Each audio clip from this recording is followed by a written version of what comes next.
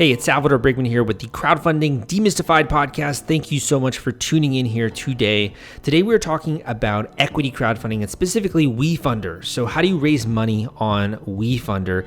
And I brought on an individual who's raised over $200,000 for Cornbread Hemp.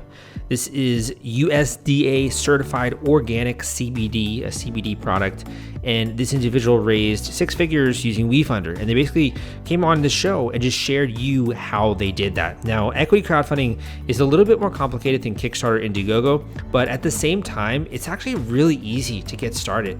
And I'm seeing a lot more equity crowdfunding campaigns. So I want to do a few episodes around that just to give you an idea of an alternative out there where people are raising money. And there are a lot of advantages that come with equity crowdfunding, specifically, WeFunder, Start Engine, those kinds of platforms as compared with Kickstarter. So in today's episode, you're going to hear about behind the scenes, how did they actually do this?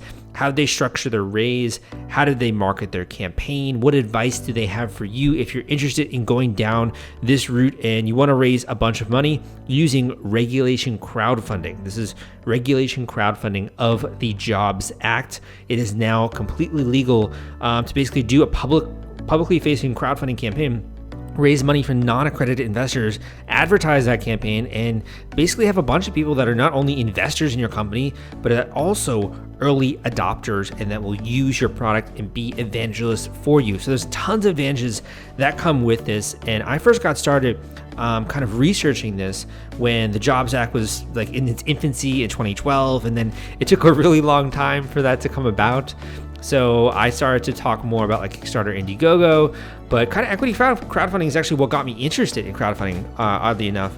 And then, I also did like a mini econ thesis on Kickstarter when I was in school. But when it came to equity crowdfunding, I was always so freaking frustrated that no one was really educating about this. So I wrote the book, Equity Crowdfunding Explained, where I lay out the entire foundation for a campaign. I get into all those nitty gritty regulations.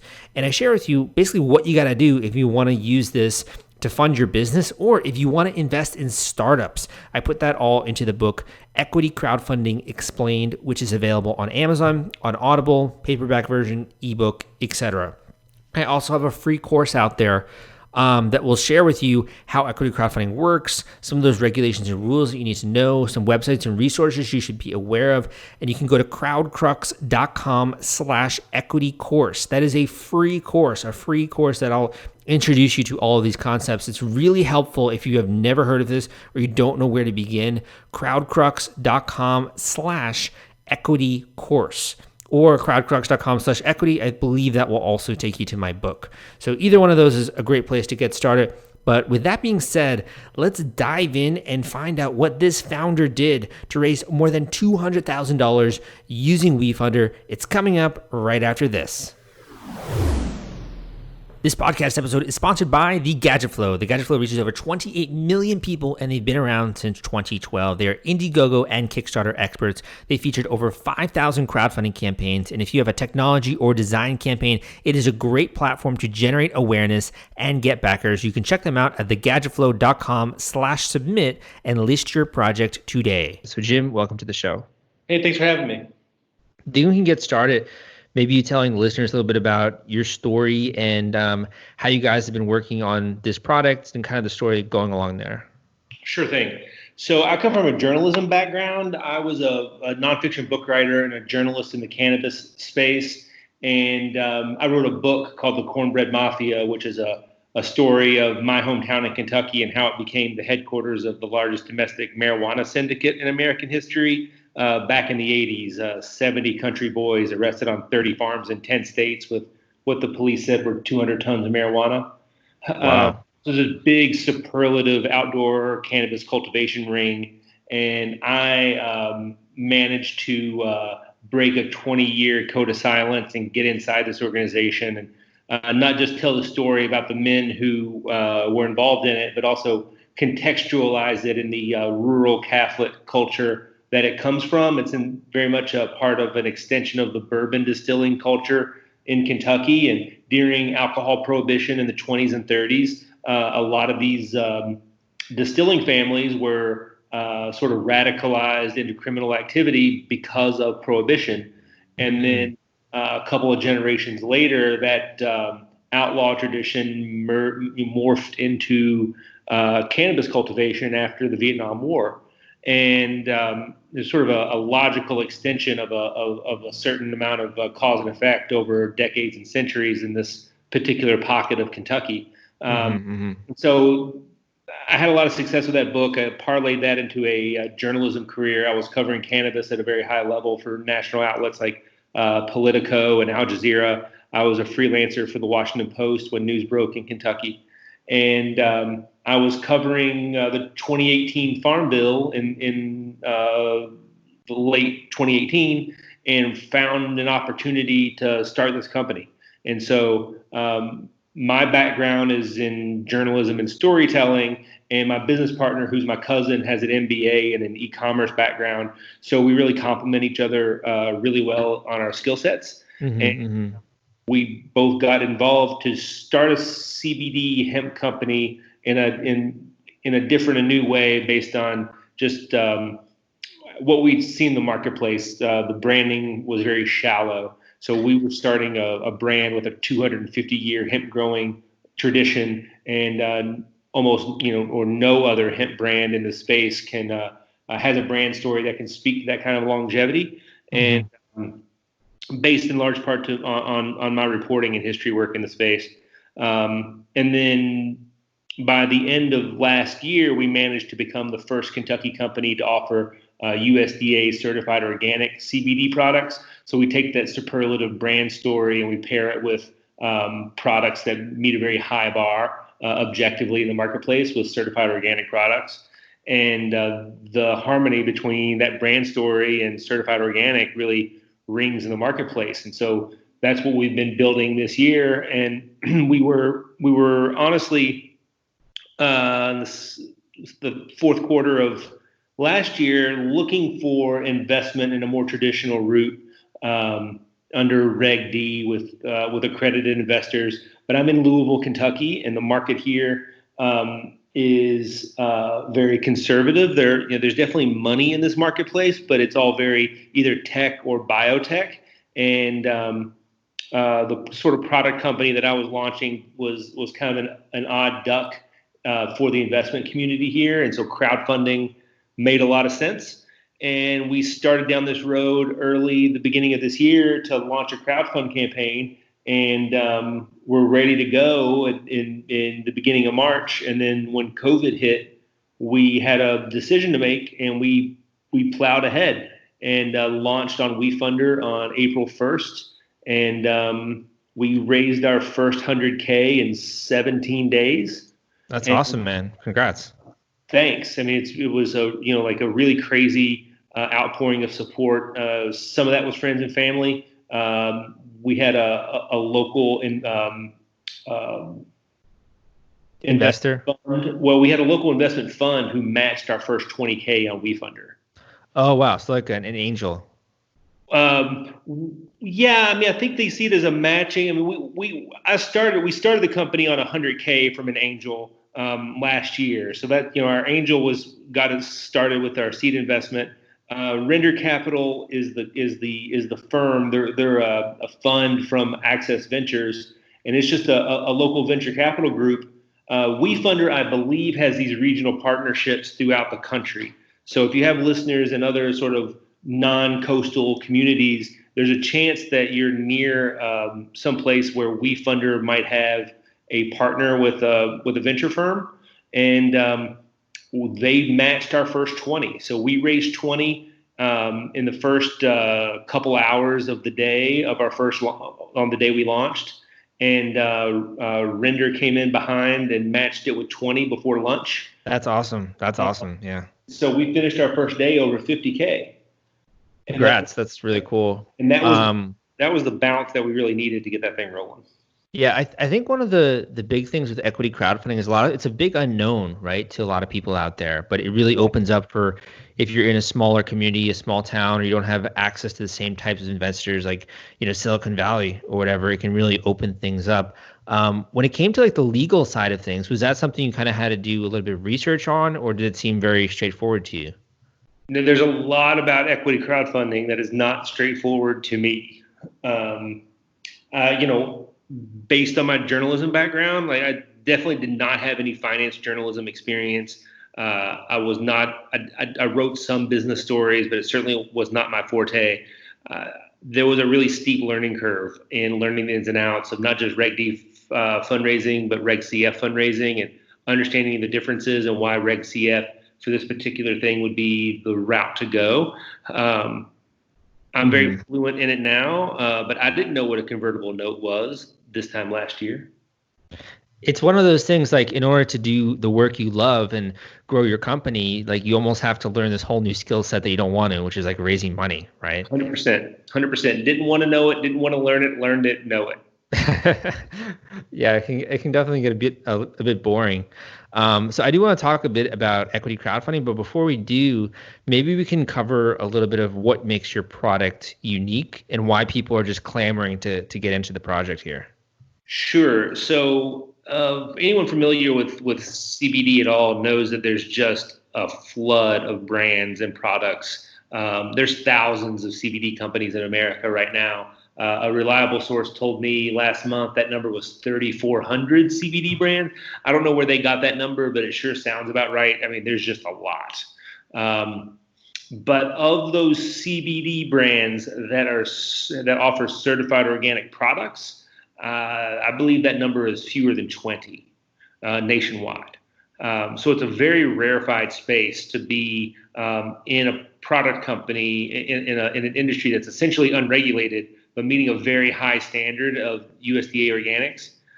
So that's the beginning of what sets us apart.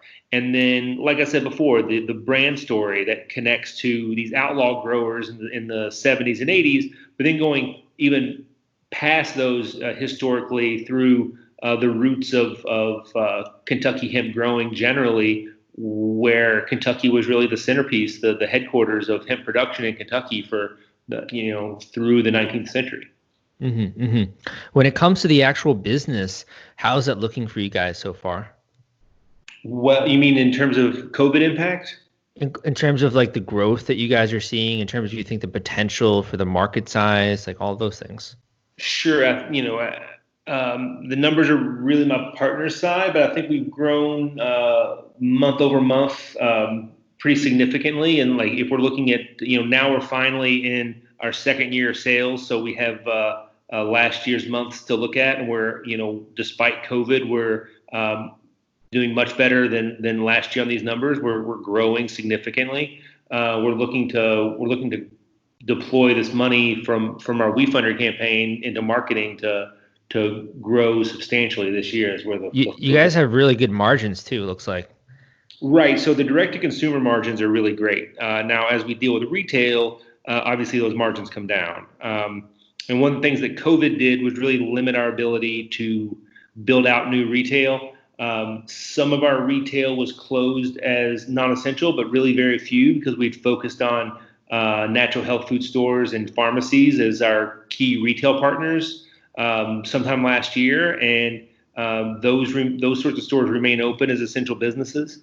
So even during the COVID lockdown, we've gotten substantial reorders from our existing retailers. We've added retailers during the COVID crisis, but it kept us off our road game. Either me and my partner were spending alternate weeks on the road, visiting markets that we're interested in. Expanding in Chicago to Atlanta is essentially our region focus, and so that includes Indianapolis, Cincinnati, Nashville, and it sort of it took us off that game. But our online sales are up significantly, and a lot of people looking for relief from lockdown-related anxiety and that sort of thing. Our CBD hand lotion is flying off the shelf because people are washing their hands 10 times a day, and a lot of people have underlying skin conditions on their hands that all that hand washing really exacerbates.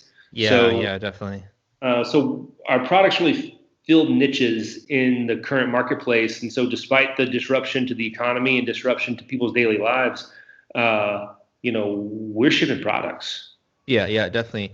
When it comes to the campaign here, you guys, you're doing a lot of things like the first time around where you're growing the company, you're having to figure out about Regulation D, regulation crowdfunding. When it came to the campaign, what made you decide to go with like WeFunder as opposed to some of the other sites that are out there? Right. And another good question. To my knowledge, there's something like 50 different equity crowdfunding platforms, and some are better than others. I did not have the time or the opportunity to really scour all of them by group and class to really narrow in which one was for us. We were working towards executing on a different platform. And in the course of doing that, someone in our local startup community was like, is it too late? Because you realize that Render Capital locally has this matching deal with WeFunder. And so, like, that's a pretty good deal, yeah. Well, and it wasn't just the 20K in matching; they also got us a 2% discount on the raise. So typically, WeFunder's rate is 7% of the raise, and we got it down to 5%. That's significant, yeah. It was really a no-brainer. Like, there was this pre-existing relationship. Render Capital here in town, Access Ventures, is very prominent force in the startup community locally. So it taps us in, connects us with startups of a different kind, mostly tech-related startups. So it's we're a little fish out of water in that respect. But being tapped into that community and invested in by that community really sort of gives us some local credibility that we wouldn't have had otherwise. And the WeFunder, like we just had a really good experience. They've really done a good job walking us through this process. When it comes to the marketing side of the equation, did you do any kind of preparation there? Like, did you reach out to your social media network? Did you do any kind of paid ads or like anything along those lines? We have not bought an ad yet for the crowdfund. Wow. So, dude, that's pretty good. That's really organic. So our process was friends and family network, off the grid, text messages, phone calls to start it off, right? Like all personal touches, really emptying out our Rolodexes and getting people on board or getting no's from people right away, right? No, nothing wrong with getting a no from somebody. Good, thanks, see you next time. Got to move on, right?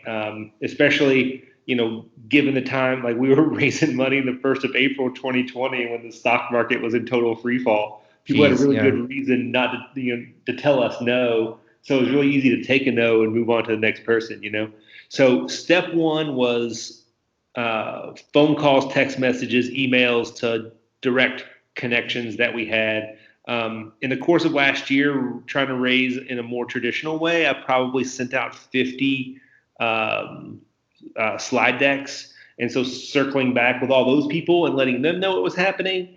And then only after that point, then we sent emails to our customers to let them know that they had an opportunity to invest.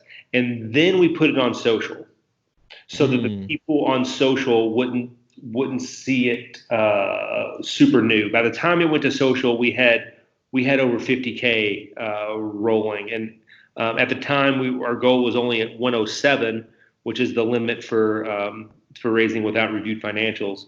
And so we were essentially halfway to our first goal before we put it on social media at all.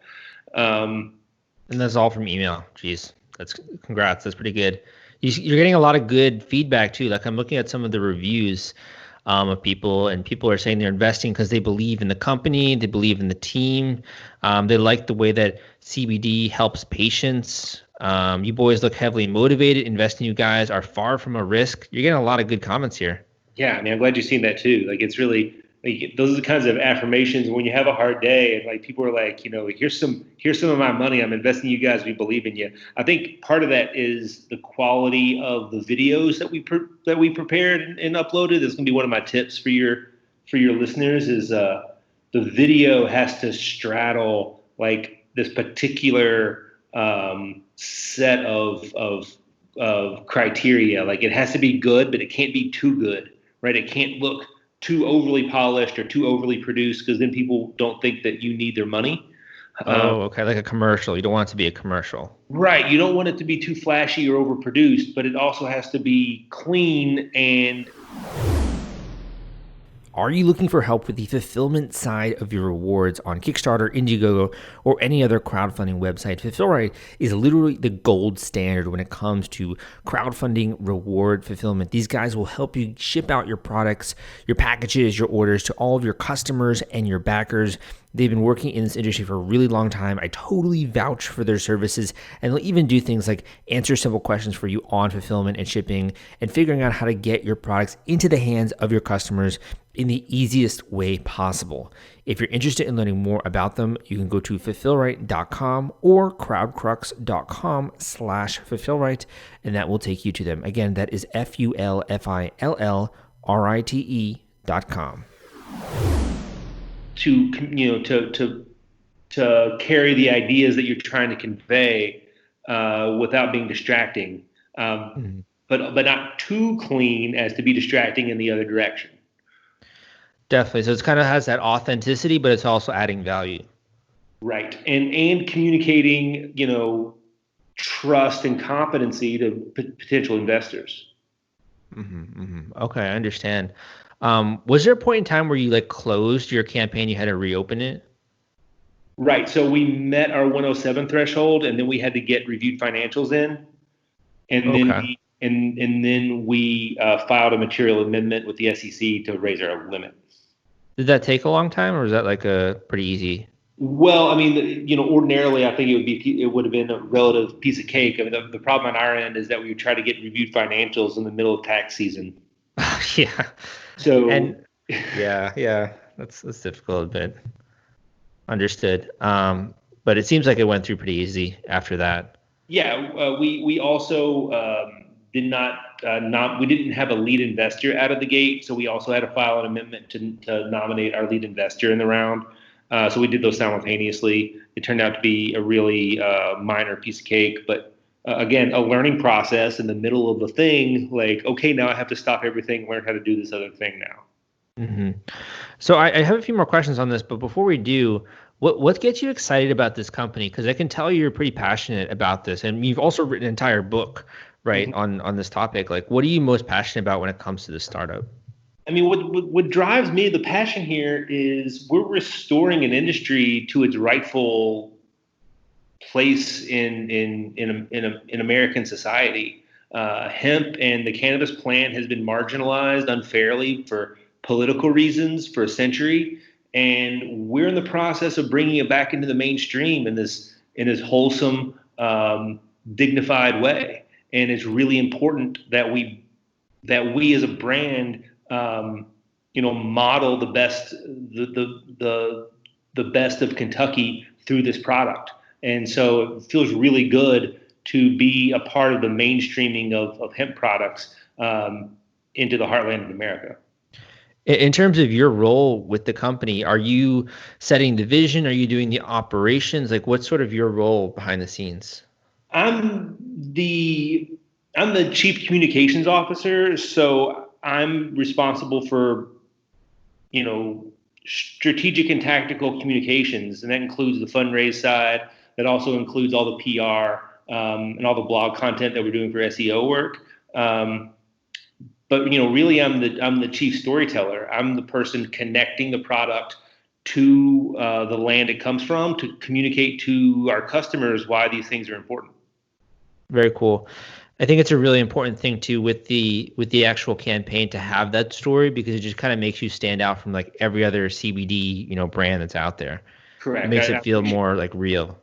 Right. I mean, I think CBD brands have a lack of authenticity, and the most authentic outside of us, brand-wise in the CBD or even the full-strength cannabis space, is celebrity-driven, personality-driven from individual founders. And we really break that mold and are really able to trace back a legacy for this plant in our native habitat that really communicates well. It feels like we have the brand story of a legacy bourbon brand more than of a fly-by-night CBD or cannabis brand.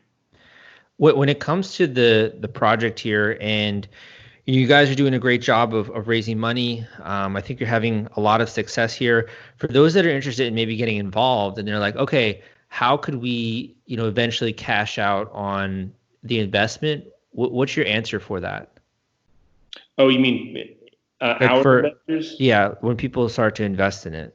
Well, so the short answer is that because we're raising money on a convertible note, it's a position that a person needs to hold for a while. It's not a quick turnaround day trading type of investment, right? This is a 2-year note that converts to equity at a valuation cap of $4 million. So that's, if I were telling that to me of 12 months ago, I wouldn't know what any of that meant. So it's a little sophisticated for first-time investors to explain to them that there's giving you money as a loan, and that loan will then convert into equity at a later date. But that's essentially what we're doing. Okay, and when it converts into equity, are you going to be doing like dividends, or is it when you sell the company, or when does that happen? I believe that the note there's a 2-year maturity on the note, or it converts when we do another fundraising round if it comes before that 2-year maturity date, and then it would turn into equity that we would then pay dividends on. Okay, cool. And also, you guys have a question section there, so if anyone has a question, you can go and you can type that in on WeFunder. So just a few more questions here when it comes to the equity campaign, because I think you doing this for the first time, you probably have some really good advice to pass on. I just kind of want to pick your brain just for like one or two more questions. Sure. When it comes to first timers that are out there, what kind of advice would you impart if you were to do this process again, or you could like talk to your earlier self? What would you tell them about doing an equity crowdfunding campaign? Well, that you should start this before you go with a hat in hand to rich people trying to get money, because the equity crowdfund investors are a lot more personable than people who have a high opinion of themselves. The people are more forgiving of your valuation on equity crowdfund than they would be if they were an accredited investor. Their questions before they invest are less sophisticated, less pointed, less demanding of the company. So there's a lot of good reasons to do equity crowdfunding, but the chief reason is that your investors are much cooler. Mm-hmm. I mean, it's also pretty low barrier to entry. Like you can invest like $100, right? Literally $100. Yeah. Yeah, I kind of think of it almost like, football, where you're like watching football and you want to see what teams are winning. You can like kind of bet on that team, and it kind of makes me think of that for some reason, where it's like I can follow along with this company or this startup and I can like have some skin in the game. It's kind of exciting, right? Well, no, absolutely. And another reason to do equity crowdfunding, especially for a product company or any company that is creating customers, is you create customers, you get emails, you get people's names and contact information, and you're turning, in some cases we're turning customers into an investor, and in other cases we're turning investors into customers. Yes, and those people also are incentivized to almost share, like almost like the way it worked with Bitcoin, where people get in Bitcoin and they want to talk about Bitcoin because they have Bitcoin, right? Absolutely, we turn them into brand advocates overnight. Yeah, definitely. Have you noticed any other like attention from the media or from other people that are seeing you do this campaign? Yeah, we've gotten noticed from people just seeing us on WeFunder. It's certainly on LinkedIn, and we picked up a retail account who saw us on WeFunder. It definitely gets noticed. There's a pool of people out there who are paying attention, and people who pay attention on WeFunder are interesting, connected people. Yeah, it's kind of cool to me too. You can like almost, if you've been watching someone have some success in their career, you can kind of participate in that success as well. Yeah, because now they're doing a new thing and you can actually become a part of it. that's right. In my previous incarnation of doing book writing and that sort of thing, there wasn't that sort of opportunity where someone who, there would be like Patreon or that sort of thing where you're basically just throwing money at somebody to do creative projects. But this is much more tangible in that we're selling a piece of our company to people who want to be involved. My last question for you here comes down to the marketing. Like, is that something you got help with? Did you do that yourself? Did you look at other campaigns? Like, how did you figure that out? We did most of it ourselves. We have a video guy that we contract that helped us with the videos. And again, the videos are straightforward and simple, but also clean and together. Like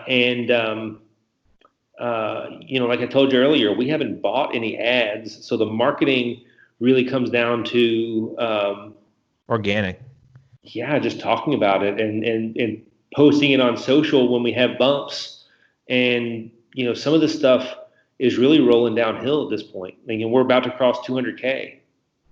Do you view yourself as an entrepreneur? I mean, because you kind of get started more on the writing, the creative side, got interested in the product. Like, do you think of yourself as an entrepreneur or a business person, or how do you think of yourself? Right. So I began this thinking myself as a self-employed person, and entrepreneur is a sort of self-employed person, but it's a different color on it, right? We're building a supply chain. We're building a team. We're building a culture and a lifestyle brand. So there's so much more to this than just being self-employed. I've grown into understanding of myself as an entrepreneur, but that didn't happen overnight. Yeah, so it's almost been a realization process over time, kind of. Correct. One other question just on that is when it comes to what you've been doing right, and you guys have been, I think, having a lot of really good early success. What's been like the number one skill or I guess thing contributing to that? Is it your ability to lead? Is it team building? Is it your knowledge of the space? What do you think has really contributed to that? I mean, I think creative problem solving is the thing that I come back to that puts us, like being nimble and being able to solve a problem on the fly in a way that maybe other people haven't solved that problem before. Having good court vision and being able to see how this thing is developing so that we can be at the right place at the right time. That's really what set us apart. Very well said. Where can people go to learn a little bit more about your campaign and also the products? Man, thanks so much. So here are our links. To learn more about the campaign, you can go to wefunder.com/cornbread.hemp. That's where our fundraising page is. You can check out our products at cornbreadhemp.com. And then on social media, we're at Cornbread Hemp on Instagram and Twitter. We're Cornbread Hemp on Facebook and Instagram or LinkedIn. There's also this really fun thing on the website where you can spin this wheel and it picks your discount. Right. So that's good old fashioned audience engagement. And that's my business partner, Eric Zipperly's, one of his additions to the site recently. It's a really great slide over window that engages our site visitors to, spin the wheel and you get a discount if you enter your email address. And that email address is really, as a product company, what we're really after. And the wheel spinning is a really great way to get someone to engage with the ad. So yeah, that's super smart. Yeah. Awesome, man. Well, thank you for coming on the show, sharing all those great tips for people in the audience. And I guess we can leave you to have the last word here. If you could leave the audience with either a final tip, a word of encouragement, something you maybe wish you knew when you're getting started, anything like that, we can end on that note. Yeah, I got a good one. So the one thing that you want to do when you're crowdfunding on an equity crowdfunding platform is you want to make sure that you keep your cap table clean.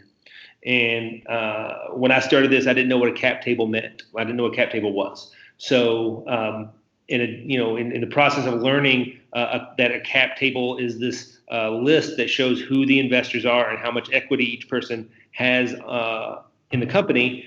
One thing we learned was in later rounds of investing, Series A round, after a crowdfunding round, those investors want to see a clean cap table. And what that means is they don't want to see 400 or 500 people on that cap table after a crowdfund. It looks messy to them. And they don't want to have to deal with all those people individually. And one of the things that WeFunder offers on this convertible note that we're raising on is everything gets compressed into one line on the cap table. All of those investors go into one special purpose vehicle on the cap table so that next round investors just see it as one line. And that is critically important for not just growing in this round, but as you grow on the crowdfund round, you also need to envision what your company looks like after you deploy that capital and get ready for the next subsequent rounds. And in the process of those rounds, you need to make sure that your cap table is clean. Well said. Thank you for coming on the show, Jim, and I appreciate you having you on.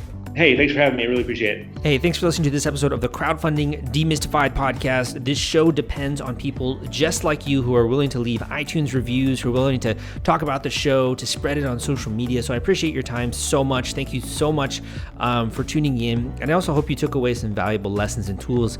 My goal here with this show is not only to give you the know-how, but also to help you keep your fingers on the pulse so that, you're not just focused on one thing, Kickstarter, Indiegogo, or charity crowdfunding, nonprofit fundraising. These are all really important, but there are also growing trends that I spot. Last year in 2019, over 100 million was raised under regulation crowdfunding. How insane is that? That's a lot of money. And I think that a lot of people don't know that it's actually a growing thing that's happening. And equity crowdfunding is being used so much more than I have seen in the very infancy years. And I think it's only going to continue to grow. It's almost it's getting easier and easier to raise money. So this campaign is just one example of that. But this is kind of going to be a series of podcasts I'm going to be putting out on this new subject of equity crowdfunding. So you're going to be hearing from some campaigners from Start Engine, WeFunder, etc. And I think this is really going to open up your eyes to just some of the other opportunities that are out there. You can run a Kickstarter campaign, you can run an Indiegogo campaign, and you can also run an equity campaign. It's so empowering to me. The fact that when you see capital markets dry up with angel investing and VC investing, you can still go to the crowd and you can still raise a bunch of money using crowdfunding. And that's just so cool. And I think it really puts the power back into the hands of the founders, as well as you can then collaborate with your customers. They can share your product on your behalf, basically, and they become evangelists for your company. So it's they're investors, they're evangelists. It's almost it's like a sports team kind of. It's this mentality where you feel like a bunch of people are rooting for you. And while they're not necessarily part of the management team, they're watching the competition play out and they're rooting you on. It's the same thing as if you're watching a sports team, you're watching football or basketball, and you want your team to win. It's the same kind of emotional feeling of belonging. And I think that's really, really cool. So if you're interested, if you have never heard of equity crowdfunding, or you kind of want to know what goes into a good campaign, is this a good fit for you and your business? What are some of the regulations you need to be aware of? Go and check out my free course where I will share with you all of that, as well as some key websites and resources. You can go to crowdcrux.com/equity course. That is crowdcrux.com/equity course. I'll start sending you some emails. Crowdcrux.com/equity course. And also, if you want to take a deep dive, I do have an audiobook out there called Equity Crowdfunding Explained, which is available on Audible, and that is crowdcrux.com/equity audio. So all those links are great places to get started, but also just start browsing these platforms. Go on WeFunder, go on Start Engine, look at some of the projects that are being run, and I think you'll get a really quick idea of the opportunity that is out there. Again, my name is Salvador Briggman. Thank you for joining me on this episode of the Crowdfunding Demystified show, and I'll see you next time.